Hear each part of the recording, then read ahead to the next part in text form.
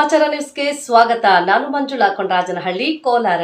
ಕನ್ನಡ ನಮ್ಮ ಬದುಕಿನ ಭಾಗ. ನಮ್ಮ ಆಲೋಚನೆ, ಸಂಸ್ಕೃತಿ, ಸಂಸ್ಕಾರ, ಜೀವನ ಶೈಲಿ ಎಲ್ಲೆಡೆಯೂ ಕನ್ನಡವಿದೆ. ಕನ್ನಡ ಸಾಹಿತ್ಯ ಪುರಾತನ ಕಾಲದಿಂದಲೂ ಅತ್ಯಂತ ವೈಭವೋಪೇತವಾಗಿ ಬೆಳೆದು ಬಂದಿದೆ ಎಂದು ಕನ್ನಡ ಸಾಹಿತ್ಯ ಪರಿಷತ್ತಿನ ಜಿಲ್ಲಾಧ್ಯಕ್ಷ ಕೋಡಿ ರಂಗಪ್ಪ ತಿಳಿಸಿದರು.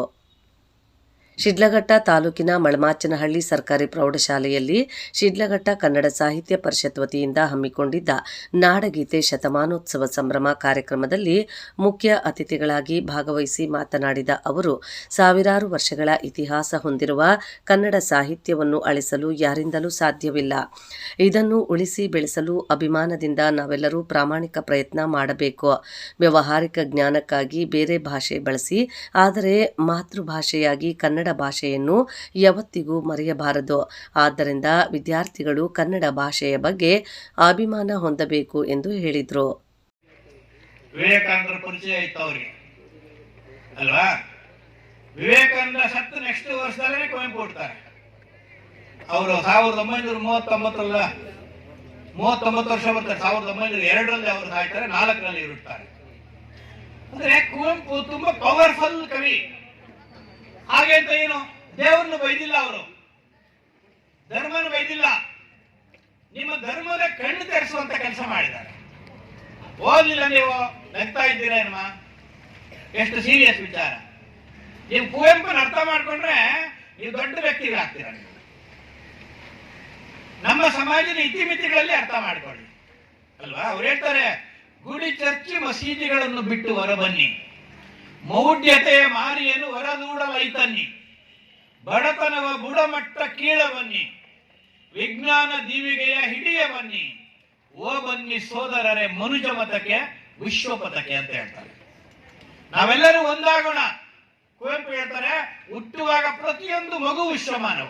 ಯಾರದೇ ಮನೆಯಲ್ಲಿ ಹುಟ್ಲಿ, ಯಾವುದೇ ದೇಶದಲ್ಲಿ ಹುಟ್ಲಿ, ಬೆಳೀತಾ ಬೆಳೀತಾ ಅದನ್ನ ಜಾತಿ ಧರ್ಮ ಸಂಕೋಲೆಗಳಿಗೆ ಹಾಕ್ತೇವೆ. ಅದು ತೆಗೀರಿ. ಮಕ್ಕಳಾದ್ರೂ, ನಮಗೆ ಆ ಶಕ್ತಿ ಇಲ್ಲ, ಮಕ್ಕಳಾದ್ರೂ ವಿಶ್ವಮಾನವರಾಗಿ ದೇಶದಲ್ಲಿರಲಿ, ಶಾಲಾ ಕಾಲೇಜುಗಳಲ್ಲಿ ನಮ್ಮಂತ ಆಸೆ ಅವ್ರದ್ದು. ಹೌದಾ? ಶಾಸ್ತ್ರಗಳಾಗೋವರೆಗೆ ಊಟ ಮಾಡಿ ಶಾಸ್ತ್ರ ಮಾಡಿ. ರಾಮಕೃಷ್ಣ ಪರಮಹಂಸರು ವಿವೇಕಾನಂದರಿಗೆ ಹೇಳ್ತಾರಂತೆ, ಕಣ್ಣು ಬಿಟ್ಟುಕೊಂಡು ಧ್ಯಾನ ಮಾಡು. ಕಲ್ಕತ್ತಾದಲ್ಲಿ ಕೊಳಚೆ ಪ್ರದೇಶಕ್ಕೆ ಹೋಗಿ ಧ್ಯಾನ ಮಾಡ್ಬೇಕು ನೀನು. ಕುಷ್ಠರೋಗದವ್ರ ಹತ್ರ ಧ್ಯಾನ ಮಾಡ್ಬೇಕು. ಕಣ್ಣು ಬಿಟ್ಟುಕೊಂಡು ಧ್ಯಾನ ಮಾಡಿದ್ರೆ ನಿಂಗೆ ಗೊತ್ತಾಗುತ್ತೆ ಕಷ್ಟ, ಕಣ್ಣು ಮುಚ್ಕೊಂಡು ಧ್ಯಾನ ಮಾಡಿದ್ರೆ ಏನ್ ಗೊತ್ತಾಗುತ್ತೆ ಅಂತ ಹೇಳ್ತಾರೆ. They are very practical science. ಪ್ರಾಯೋಗಿಕವಾಗಿ ವೈಜ್ಞಾನಿಕವಾಗಿದ್ರು ಅವರೆಲ್ಲ. ಎಷ್ಟೋ ಜನ, ಸಾವಿರಾರು ಜನ ಈ ಮಹಾನ್ ವ್ಯಕ್ತಿಗಳು ನೋಡಿ ಗೆದ್ದಿದ್ದಾರೆ. ಕುವೆಂಪು ಹೇಳ್ತಾರೆ, ಯಾವ ಕಾಲದ ಶಾಸ್ತ್ರ ಏನು ಹೇಳಿದರೇನು, ಎದೆಯ ದನಿಗೂ ಮಿಗಿಲು ಶಾಸ್ತ್ರ ಉಂಟೆ ನಿನಗೆ ಎಂದೋ ಯಾರೋ ಹೇಳಿದ್ರು ಅಂತ. ಆ ಕಾಲಕ್ಕೆ ಅದು ಸರಿಯಾಗಿರ್ಬೋದು, ಇವತ್ತು ನಾವು ಬೇರೆ ಮಾಡೋಣ. ಅವ್ರು ಹೇಳ್ತಾರೆ, 2ನೇ ಮಹಾಯುದ್ಧ ಆದ್ಮೇಲೆ ಎದ್ದು ಬರುತ್ತಿದೆ ಜಪಾನು, ನಿದ್ದೆ ಗಂಬಳಿಯನ್ನ ಕಿತ್ತು ಎದ್ದು ಬರುತ್ತಿದೆ ಜಪಾನು, ನೀವು ಈಚೆ ಬನ್ನಿ ಯುವಕರು, ನಾವು ಜಪಾಂತರ ಆಗೋಣ ಅಂತ ಹೇಳ್ತಾರೆ. ಕಾರ್ಯಕ್ರಮವನ್ನು ಗಣ್ಯರಿಂದ ದೀಪ ಬೆಳಗಿಸಿ ಕುವೆಂಪು ಭಾವಚಿತ್ರಕ್ಕೆ ಪುಷ್ಪ ನಮನವನ್ನು ಸಲ್ಲಿಸುವ ಮೂಲಕ ಕಾರ್ಯಕ್ರಮವನ್ನು ಪ್ರಾರಂಭಿಸಲಾಯಿತು. ಶಾಲಾ ಮಕ್ಕಳಿಂದ ಕವಿತೆ ವಾಚನ ಸೇರಿದಂತೆ ಇನ್ನು ಅನೇಕ ಕಾರ್ಯಕ್ರಮಗಳನ್ನು ಹಮ್ಮಿಕೊಳ್ಳಲಾಗಿತ್ತು. ಕಾರ್ಯಕ್ರಮದಲ್ಲಿ ಉತ್ತಮ ಕವಿತೆ ವಾಚನ ಮಾಡಿದ ವಿದ್ಯಾರ್ಥಿಗಳಿಗೆ ಸನ್ಮಾನ ಮಾಡಿ ಗೌರವಿಸಲಾಯಿತು. ನಂತರ ಕಾರ್ಯಕ್ರಮಕ್ಕೆ ಆಗಮಿಸಿದ ಎಲ್ಲ ಗಣ್ಯರಿಗೆ, ಶಾಲಾ ಶಿಕ್ಷಕಿಯರಿಗೆ ಸನ್ಮಾನಿಸಿ ಗೌರವಿಸಲಾಯಿತು. ಕಾರ್ಯಕ್ರಮದ ರೂವಾರಿಯನ್ನು ಕನ್ನಡ ಸಾಹಿತ್ಯ ಪರಿಷತ್ ತಾಲೂಕು ಕೋಶ ಅಧ್ಯಕ್ಷ ಎಂಡಿ ದೇವರಾಜ್ ವಹಿಸಿಕೊಂಡಿದ್ರು. ಮಾಡಿ ಅವರ ತಂದೆಯವರು ಎಲ್ಲರೂ ಸೇರ್ಕೊಂಡು ವ್ಯವಸಾಯ ಮಾಡಿ ಇವತ್ತಿನ ದಿನ ಅವರು ನಾಡು ಕಂಡಂತ, ದೇಶ ಕಂಡಂತ ರಾಷ್ಟ್ರಕವಿ ಆಗಿದ್ದಾರೆ. ಹಾಗೇನೆ ಈ ರೀತಿ ನಮ್ಮ ಕುವೆಂಪು ಅವರು ಯಾವ ರೀತಿ ಬೆಳೆದ್ರು ಅಂದ್ರೆ, ಅವರು ಗೀತೆಗಳನ್ನು ಬರೆಯೋದು, ಕಥೆಗಳನ್ನು ಬರೆಯೋದು, ಹಾಡುಗಳನ್ನು ಆಡ್ತಾ ಇರ್ತಕ್ಕಂಥದ್ದು ಜಾಗವನ್ನು ನೋಡಿದ್ರೆ ನೀವು ಖುಷಿ ಆಗುತ್ತೆ. ಅವರು ಎಲ್ಲಿ ಅಂದ್ರೆ ಬಂಡೇರಿ ಮೇಲೆ ಕೂತು ಅಲ್ಲಲ್ಲೇ ದಾರಾಬೇಂದ್ರ ಅವರು, ನಮ್ಮ ಕುವೆಂಪು ಅವರು, ನಿಸಾರ್ ಅಹಮದ್ ಅವರು ಎಲ್ಲರೂ ಸೇರ್ಕೊಂಡು ಬಂಡೆಗೆ ಅಲ್ಲಲ್ಲೊಂದು ಬಂಡೆ ಹಾಕೊಂಡಿದ್ದಾರೆ. ಆ ಬಂಡೆಗಳ ಮೇಲೆ ಕೂತು ಅವರು ಗೀತೆಗಳನ್ನ ಬರಿತಾ ಇದ್ರು, ಕಥೆಗಳನ್ನು ಬರಿತಾ ಇದ್ರು.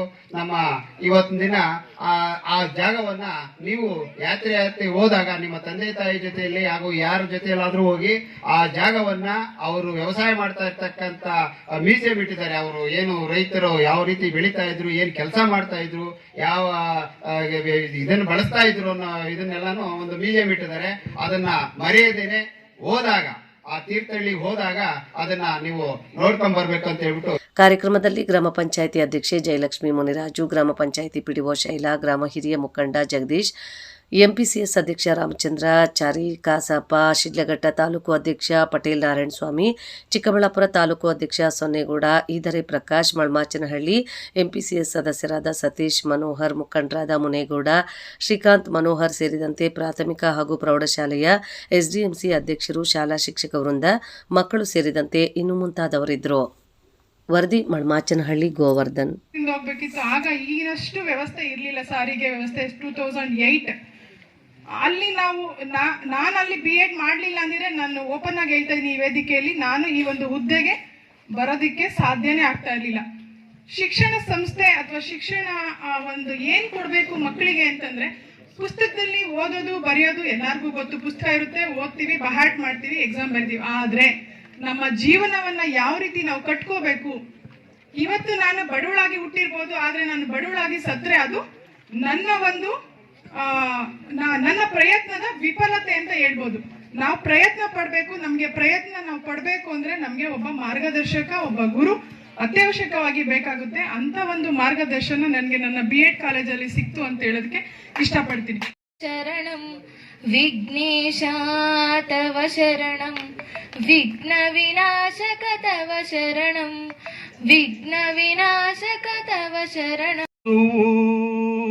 ಮತ್ತ ಬರಸಿ ಮೆತ್ತಗೆ ಮೆತ್ತಗೆ ನನ್ನ ಕರೆದವ, ಹಳ್ಳಿಗೋಗವ ನಾವು ಹಳ್ಳಿಗೋಗವ, ಹಳ್ಳಿಗೋಗವ ನಾವು ಹಳ್ಳಿಗೋಗವ, ಬೆತ್ತ ಬಿದಿರು ಬಳ್ಳಿ ಕಳ್ಳಿ ಬೆಳೆದು ನಿಂತಾವ, ಮುತ್ತುಗುದುವು ಮತ್ತ ಬರಸಿ ಮೆತ್ತಗೆ ಕರೆದವ. ವೆಂಕಟಪ್ಪ ಗೌಡ, ತಾಯಿ ಸೀತಮ್ಮ, ಅವರ ಬಾಲ್ಯ ತಮ್ಮ ತಂದೆಯ ಊರಾದ ಶಿವಮೊಗ್ಗ ಜಿಲ್ಲೆಯ ತೀರ್ಥಹಳ್ಳಿ ತಾಲೂಕಿನ ಕುಪ್ಪಳ್ಳಿಯಲ್ಲಿ ಕಳೆಯಿತು. ಕುವೆಂಪುರವರ ಮೊದಲ ವಿದ್ಯಾಭ್ಯಾಸ ಕೂಲಿ ಮಠದಲ್ಲಿ ಆಯಿತು. ಮಾಧ್ಯಮಿಕ ಶಿಕ್ಷಣ ತೀರ್ಥಹಳ್ಳಿಯಲ್ಲಿ ನಡೆಯಿತು. ನಂತರ ಮೈಸೂರಿನ ವೆಸ್ಲಿಯನ್ ಮಿಷನ್ ಹೈಸ್ಕೂಲ್ನಲ್ಲಿ ಶಿಕ್ಷಣ ಮುಂದುವರಿಸಿದರು. ಮೈಸೂರಿನ